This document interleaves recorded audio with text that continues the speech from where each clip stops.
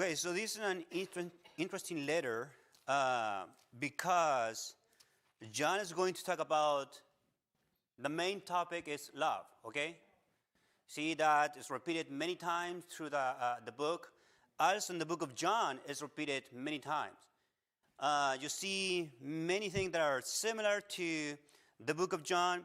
And also when you read, you have your Bible open, when you go to 3rd John, in the 3rd letter of John, for example, verse 2 said, beloved. Verse 5 said, beloved. Later you see in verse 11 said what? Beloved again. When you see 1 John, it is almost the same language, okay? Beloved many times, or he is using little children, or my child. In 2 John, we have something different, but in 2 John, he's talking about someone who is the Antichrist, similar to what he's talking in 1 John. And also 1 John begin with the idea that something that was from the beginning, and guess what? The book of John starts with the same idea, something from the beginning. So there is a lot of things that are similar in this letter, but this letter is so different from the other letters. And that is because you don't see some kind of greetings in the beginning, like an introduction in the beginning. You don't see like a conclusion in the end, like when said, okay, say hi to this person or whatever. It's like just start with some kind of topic and end with something like, okay, this is the end of the letter. So there is no kind of, this letter is for these people, or this letter is for that group of people. No, she's just writing this letter with the intention of everyone or every Christian can read this letter. Another letter that is similar to this one, it is Jude, that we studied the book of Jude, okay? There is no some kind of, okay, this letter is for this group of people, or say hi to these people. No, Jude starts with, say in general, to all Christians. The other letter that is similar is the book of Hebrews. When you read the book of Hebrews, there is no introduction in the book of Hebrews. The writer starts just jumping into the topic and said, this is, the thing that I want to talk about. So this is what we call a general letter in some way for all Christians. So let's begin with the idea of who's the author of 1 John. Now you can say it is John, right? Why? Well, because we have the letter, the name of the letter is what? John. So we can think, yeah, it is John. But as you notice, in the letter, there is no identification for what? The writer of the letter, right? We don't know who wrote that letter, so we have to just go and guess and think like, what are the similar things that he wrote in other letters, right? So we are going to suggest that the one who wrote the book of John is the same one who wrote 1 John. And then we can make some similar thing like with 1 John, 2 John, and 3 John. The book of Revelation is a little bit different because the one who is writing that letter is going to say that it is John, okay? So he is going to give his name. But in the other 3 letters, and even in the book of John, we have in 2 John and 3 John, what is the first thing that you see in 2 and 3 John when you open that, when you read that letter? It said the elder, okay? So who is that elder? Even Peter said that he was an elder, right? If he was an elder or a shepherd in the church, or he was an elder, an old guy. So that's the thing that we need to talk about. And why is that important? It is important because it's going to affect how you read the letter and how you apply the letter, okay? So first, the author. And with this, even all those kind of explications, I will say that the author is John, okay? And again, why do we think that John wrote that letter? Because there is many things that are similar in the other letters, okay? Many things. So some people say that this is John the Apostle. Now, you remember that this John, there is more than one John in the New Testament, right? At least you know two. What is the other John that you know? John the Baptist, right? Yeah, John Mark. But this John, we suggest that is the Apostle John. Now, a little bit of his life, we are not going to go through his whole life, but a little bit. In Matthew 4, this was among the first disciple that Jesus called, okay? Who are the two were following Jesus were the first one? Huh? Peter and Andrew, right, yeah. And letting you know, for some reason, and you see in history on the story of the church, and John and James were related to Jesus. And people say that for almost 90% of certainty, they were cousins, okay? So Jesus is calling his cousins to be his disciples. And that is interesting because remember about Jesus' brothers? What happened to them about Jesus? They did not believe. They were saying that this Jesus, it is a crazy man. We know Jesus, he's our brother, but we think that he is crazy. Why? Because he's doing miracles. Well, I don't know about that. Because when someone is doing miracles, are you going to believe that that person is crazy? Or are you going to believe that the person is like, something is not normal in some way, so maybe this is coming from God. So, but his brother were believing that, no, Jesus is in some way out of his mind. So we see that John the Apostle was among the first disciples. And also in Matthew 10, we see the same thing, that he called them and appointed this guy to be one of the 12. Also later, when you see in Matthew 27, notice in Matthew 27, there were also many women there looking on from a distance who had followed Jesus from Galilee, ministering to him, among who were Mary Magdalene and Mary, the mother of James and Joseph, and the mother of what? The son of Zebedee. Now, when we think about this woman was there, the mother of the son of Zebedee, and who are those? James and John, okay? So this woman was with Jesus during his ministry almost the whole time, almost to the end of his ministry during the time of Jesus' crucifixion. In Mark 15:40, we know that her name, it is in the end of that verse. I don't know how you pronounce that, Salome? Good enough? So this woman was with Jesus, following Jesus. Now, some of you will think like, I don't think so. Maybe she was just in the Jesus crucifixion. There were ladies following Jesus and supporting Jesus with money during his ministry, okay? So now also we need to think about John being the son of thunder. Not in Mark 3:17, James the son of what? Zebedee, and John the brother of James. And why do you think, I mentioned this last Sunday, but why do you think that Jesus gave these two brothers this nickname in some way, you are the sons of thunder? Yeah, that is true. But I believe it was because of their what?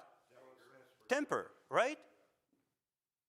And you know, remember that Jesus gave Peter a new name, and now he's given this nickname to these two brothers, you are the sons of thunder. Whoa, Jesus, that's not really nice from you. And nobody called them the sons of thunder. But notice an episode that happened, and Rod mentioned that, in Luke 9. In verse 51, what you want to read with me? When the days draw near for him to be taken up. This is talking about who? Jesus, okay? And I like verse 51 for many reasons, but our days are drawing near, right? To be taken up. Like like Jesus at that moment. In verse 52, and he sent messenger ahead of him who went and entered a village of the Samaritans to make preparation for him, but the people did not receive him. Now, I don't think this is the same village that Jesus talked to the woman, Samaritan woman, because that village came to Jesus and they thought that Jesus is a prophet. He is the Christ, right? But this village is not receiving Jesus for whatever reason.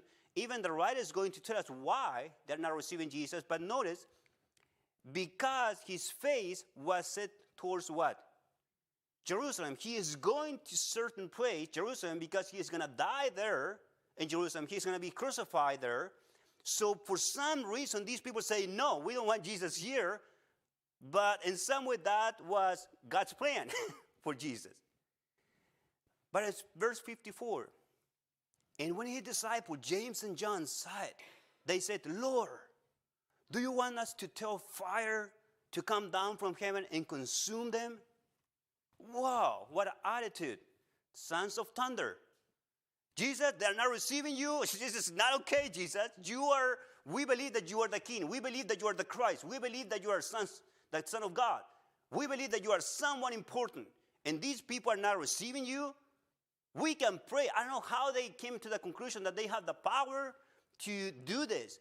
Jesus, we can do this. We can just pray and fire will come down from heaven and will destroy this city. When in the Old Testament, you see something like fire from heaven coming down to destroy a city. Yeah. They were evil people. And God destroyed them because of their evilness. But these two cities are saying, Jesus, we don't want you to stay with us right now. We don't know why. But these two guys are what? Angry. What are you talking about? This is Jesus. And this is the same guy who wrote about love. This is the same guy who said, love one another. This is the same guy who said, John 3:16. He wrote that verse. This is the same guy that said, love is one of the most wonderful things. Now this guy is saying what? We want to destroy these people. What happens after that amount of years with John? He changed. It's not what God is expecting from us. That way, we're in a certain point in our life that we want to, in some way, destroy others. But we have to keep growing to a certain point that we can say, that, like John, love one another. David? The Sons of Thunder is a fitting name because they understood that God was a God of judgment as well. And when people disrespected God, God acted in judgment against them. They were aware of this from the old law, etc. And so I think they just had a zealousness for judgment. Mm-hmm. When people were disrespectful to God, they wanted judgment to come down upon them because they weren't respecting God Almighty. Yep. And so I see that. And John, later, there is a transition because he talks about the love, because Christ was all about love, but he never, ever encouraged evil or condoned it. And so I think there's a distinct separation there that Christians have to make. When we see what happens in the world, we need to have a righteous anger against the things that disrespect God. But at the same time, we need to have a love for those that are in the world because we once were ourselves, and to help to draw them to Christ. Yeah. And you need to remember that when Jesus was preaching during those 3 years, Jesus was repeating many times, I'm come to seek and save the lost. Okay? So at this moment, Jesus is like preaching this gospel and this message, I will die for you, even when not even the disciple understood, are you going to die for us? Well, that never happened to you, Jesus. So today we have to pray that God can be the judge, right? For all the things that are happening today. And there is evil things, yes. Why evil people are going to do evil things? because they are evil and because they're not following God, right? And we're expecting from God that he can do what he is going to do. And one of the prayers that we can pray is, God, in some way, do something that first, if you can save them, go ahead. But if you need to destroy them because of their evilness, go ahead. And it's like someone can think like, well, that's not loving. Well, it is. Because also we love other people and others who are looking at those things, and they think, children, they are going to think what? This is okay. Right? Max? It changed from being like having tempers, Mm-hmm. we do, when they learn more about Christ and God's will. And that's what makes him change so he can write a book on love. Yep. Because Christianity, again, I repeat this many times, Christianity is not about what we say, you know. Christianity is about what? What we do. That is Christianity. It's not like I am, going around and say, I am a Christian, and later I'm showing that I am not. So by my action, I am showing to the people that I am a Christian. Note later in Matthew 20, then the mother of the son of Zebedee came up to him with her sons. You see that this woman, it is with Jesus during his ministry. And she's asking something. When we read it in another place, that actually James and John came to Jesus, and they're asking the same. So I don't know if the mother came first and later, James and John like, yeah, Jesus, we want the same thing. So what is Jesus saying? And they say to him, grant us to sit, one at your right hand and one at your left in your glory. What are they asking for? Yeah, a place of position of, prominent position. We want this, Jesus. You are going to be a king because we trust that you are going to be a king. So we want to sit in your left and your right side. We want to be with you because we know that those positions are positions of authority. You know what happened later with the rest of the disciples, with the rest of the apostles? They were angry at these two. Why? Maybe because they were thinking the same thing. We want that position, but John and James are asking something like this. The sons of thunder. And the last one, the last name for John, it is the beloved. And again, we read 3 John, 1 John, even in the book of John, that he called people beloved many times. But he is actually also called by Jesus the beloved. Now in John 21, verse 20, Peter turned and saw the disciple whom Jesus loved. And many suggest that this is John, okay, following them. The one who also had leaned back against him during the supper and had said, Lord, who is it that is going to betray you?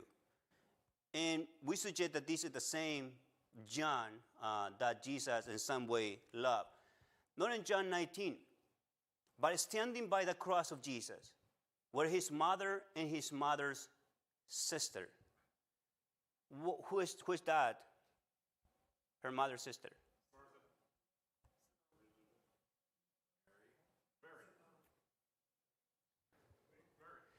You know, we said that James and John were Jesus' cousin, right? Were Jesus' cousin. So we can just go around and say, well, I suggest that this is the woman who is the mother of James and John there. But also there can be another woman, right? It's not just the two of them standing at the cross.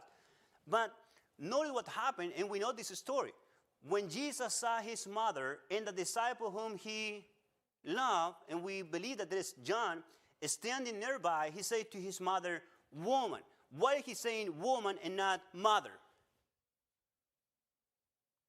Because at that point, Jesus is saying in a certain way, Mary, this is the end of our relationship as a mother and son.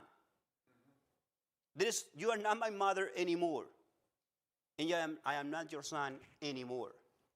From this time on. Who is going to be your son? Well, woman, behold your son. Then he said to the disciple, behold your mother.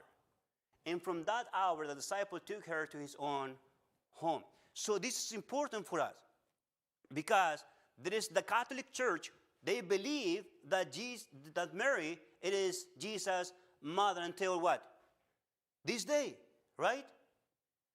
But Jesus on the cross said, woman, you are not my mother anymore. This is, you were my mother on earth, but I'm going where? Heaven. You're not going to be my mother there. I'm going to be God there and not your son. So now you have another son that you can take care of, and he can take care of you. But I am not your son anymore. So that is important also because this is giving us the idea that Mary, today she's not God's mother, okay? She was Jesus' mother on earth, but not in heaven. Thanks for explaining that. That clears my mind up a lot about what you just said. Thank you for explaining. Yeah. Makes sense. So, see that this John was called the disciple, the son of thunder, the beloved. But also when you see external evidence for people writing about saying that John actually wrote 1 John, we have this man, Polycarp, that he said that actually John wrote 1 John. We have another man who is Irenaeus, and also he said that John wrote 1 John. So we have internal evidence, and also we have what? External evidence. That John actually, the Apostle John wrote 1 John, okay? So we're not just, guessing who wrote this book, because people in the first century, in the end of the first century, in the beginning of the second century, they were saying, actually, the Apostle John wrote that letter. So we can be sure that he did it, okay? Another thing that I want to mention here, that is going to be a little bit of interesting. Who are the recipients of this letter? Yeah, that's the best guess. But we don't know. No one is mentioned, right, by name in that letter. Not even a specific group is mentioned in that place. So what is the date of this letter? Actually, we are not sure about. But people suggest that between 85 to 95 AD. Other people suggest that he wrote his letter before the destruction of Jerusalem. Thank you. But we don't know. And maybe he wrote that letter before the destruction of Jerusalem, or maybe he wrote that letter after. The point is, what we have in the letter, it is for certain, a lot of teaching and a good teaching for us. And it's a practical teaching, okay? Also, when John wrote the letter, there were people in the first century and among Christians in the church who were called Gnostic, or we call that Gnosticism, okay? Anybody know what that is? Knowledge. Come from knowledge, right? From the Greek knowledge, gnosis. But these are John's opponents, okay? And John is writing this letter in order to just give these Christians what they need to believe and what they need to follow. Because there were Christians in the church, they were saying that Jesus never came in the flesh, Jesus wasn't a spirit, or Jesus was just some kind of mystical thing. And John said in verse 1, in chapter 1 in the book of John, we saw him, we touched him, we heard him, we ate with him. Right? He was not in the spirit. You remember after Jesus' crucifixion, when he arose from the dead, he came to the disciple and they were like, Jesus in a spirit or something? And Jesus said, no, I am not in a spirit. You can what? Touch me. Why? Because the spirit doesn't have what? Flesh and bones. So this is important, and this is not a class about Gnostic people, but I want to point out that this is the main reason why John wrote this letter, okay? During chapter 1, in chapter 2, verse 26, I write these things to you about those who are trying to what? Deceive you. Now in chapter 3, verse 10, but it's evident who are the children of God and who are the children of the devil. In chapter 2, verse 22, who is the liar? But he who denies that Jesus is what? The Christ.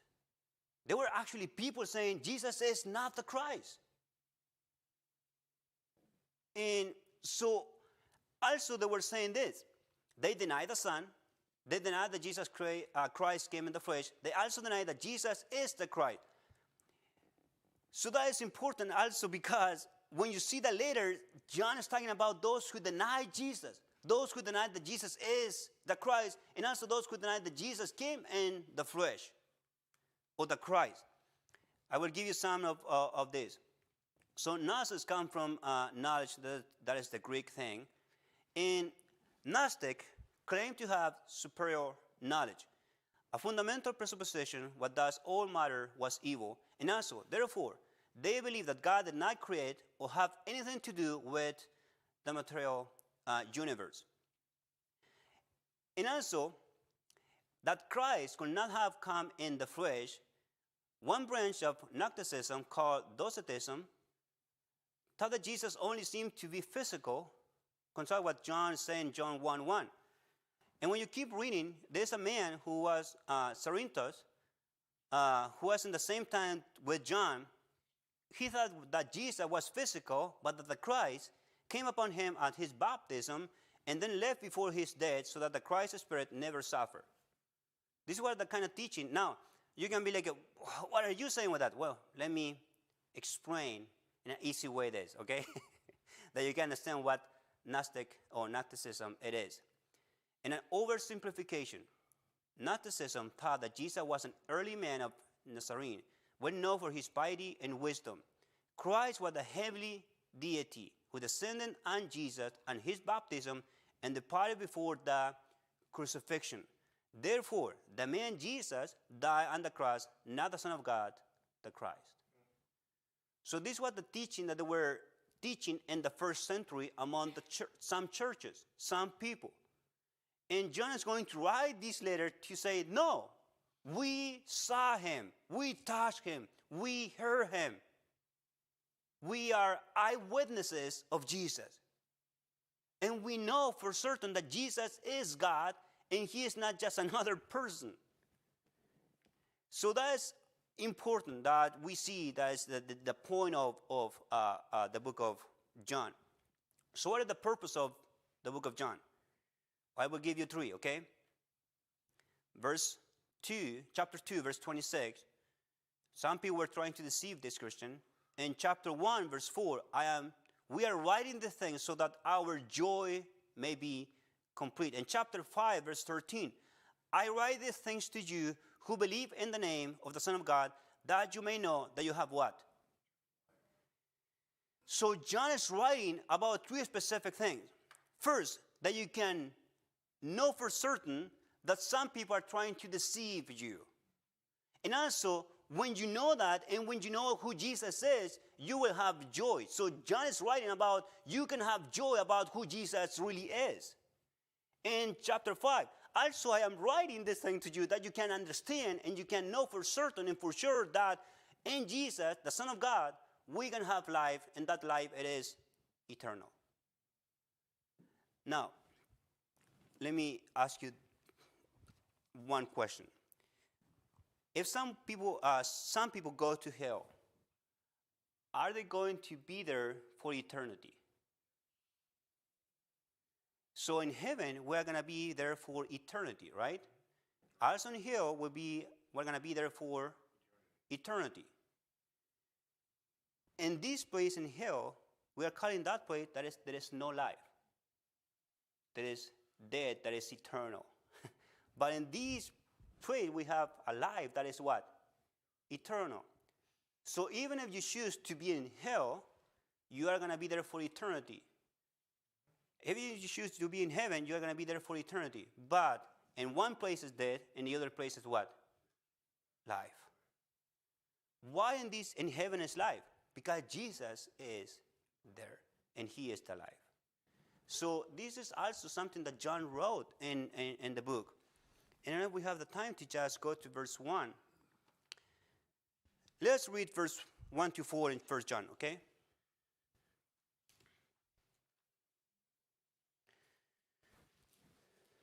1 John. 1 John chapter 1, verse 1.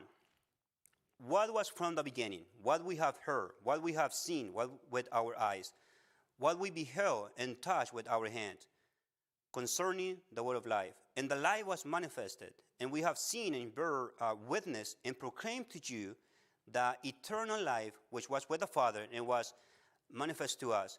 What we have seen and heard we proclaim to you also, so that you may also have fellowship with us. And indeed, our fellowship is with the Father and with his Son, Jesus Christ. And these things we are writing so that our joy may be made complete. Now, notice how many times John said, we, our, us. And he's talking about who specifically when he say us or we or our. The apostles. Why? Because in verse 1, he said, that which was from the beginning, which we have heard. And later he said, which we have seen with our eyes, which we look upon. See that John is giving the evidence that it's not just me who saw Jesus alive. It's not just me who said that Jesus was the Son of God. It's not just me who saw Jesus ascending into heaven. It's not just me. It's many more. So that's also interesting because he is just not claiming that he's the only person. No, you have one person saying something and you say, well, I don't believe that. But you have more saying the same things. Are you going to just believe? Now give me the evidence. What are the evidence? Eyewitnesses. Why eyewitnesses are important? Because they confirm that it's true. Yeah. How do we know that Abraham Lincoln was a real person? How do we know that George Washington was a real person? Because of history. Yeah, because people saw him, touched him, ate with him, and people heard him, and people wrote about him. So we have eyewitnesses that proclaimed and said, believe the testimony of these people, eyewitnesses, because we saw him. And the same with Jesus. We don't have that experience. We never saw Jesus, right? But we have the eyewitnesses who saw Jesus, who ate with Jesus, who just talked to Jesus, who just learned from Jesus. And they are saying Jesus was real, a real person. And we believe the testimony of the eyewitnesses. So when you see that from the beginning, I have 2 minutes. Notice in verse 1, again, we, and our. So the beginning, what is that idea that verse 1 said that which was from the beginning? What is he referring to? Well, we don't know until verse 3, and later we're going to see verse 3, but in verse 1 and 2, he's just calling this person that thing that was from the beginning, or something that was from the beginning. So remember in John 1:1, that said that, remember that verse? In the beginning, right? It is the same phrase that John used in 1 John. So what was from the beginning is a phrase which occurs frequently in the Septuagint to refer to what is extended back to the dawn or even pre-dawn of time. So something was there from what? From the beginning, and we can say from eternity. Okay? And this is the same phrase that John is using in 1 John and also in the book of John. Because when you see in John 1:1, in the beginning was the Word, and the Word was with God, and the Word was God. And this is what John is saying in verse 1. That Word which was from the beginning. And you see in the end of verse 1, in the end of verse 1, he said, concerning what? The Word of life. Is he not referring to the same thing? Mm-hmm. Yes. So also, we and us, our and us, refers to the apostles. They were eyewitnesses of this thing, okay? God did not come as some sort of unmaterial spirit. God was fully flesh. And also, John said, we heard him, we saw him, and we observed him, and we touched him. And this is really important in the first century. Why? Because they had eyewitnesses. You can go to the apostles and ask them about Jesus. And not just them, but then in John 20, verse 24 to 29. Do you remember Thomas, one of the disciples, one of the apostles? What happened to him?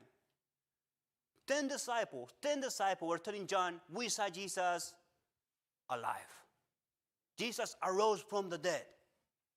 And Thomas said, well, what? I'm not going to believe until what? I see it. I put my finger in his hand and my hand in his side. Until that moment, I'm going to believe. And now, someone can think like, do you believe that Jesus has not enough power to heal him completely? What if he left his mark in his hand and his side? For evidence. Because Thomas said, I want to do that. And Thomas came and said, oh, Jesus, you are my Lord and my God. And Jesus, what did Jesus say? Just because you saw, you believe. So we believe not because we saw, but we believe because we know that people saw him alive. And Thomas said, I want to believe these 10 guys. I want to see it for myself. And some people, they want to see it for themselves. They want to see Jesus coming out from heaven and just do something, right? Now in Acts chapter 1, one of the requirements to be an apostle is what? To be with Jesus from John baptism until that he was taken up to heaven. So we have eyewitnesses of Jesus that was a real person in history. Verse 2, the light was manifest and we have seen it. Now this is important because when you look at it, we have seen it and testified to it and proclaimed to you. What are they proclaiming to you? Yeah, that is something that is called eternal life. This is the legal testimony of the apostle. They say, we testify.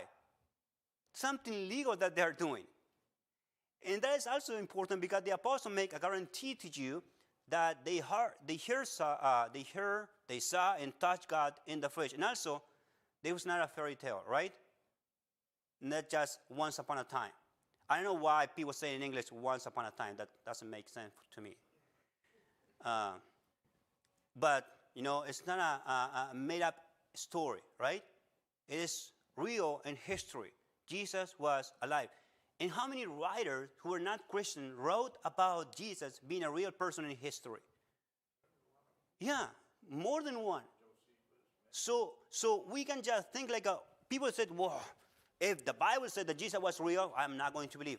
Are you going to believe history? Are you going to believe, the evidence that we have to show you that Jesus was a real person? Are you going to believe that? Or just using the Bible to say that you are not going to believe in the Bible? Sometimes people are giving excuses about this is why I don't believe. And they have the same evidence. When Jesus was preaching and doing miracles, some people were believing in those miracles and believing that Jesus was God, and other people were doing what? Rejecting Jesus. We want to crucify Jesus. We want to just put Jesus to death. The same amount of evidence. So it's not about the evidence, right? It's about what? The heart. And that is really sad because it's about the heart, not about the evidence. In John 5:26, for as the Father has life in himself, so he has granted to us, to the Son, also to have life in himself. In John 6:48, I am the bread of life. Not in John 11:25, Jesus said to her, I am the resurrection and the life. Whoever believes in me, though he die, yet shall he what? Live. This is the eternal life. And we're going to begin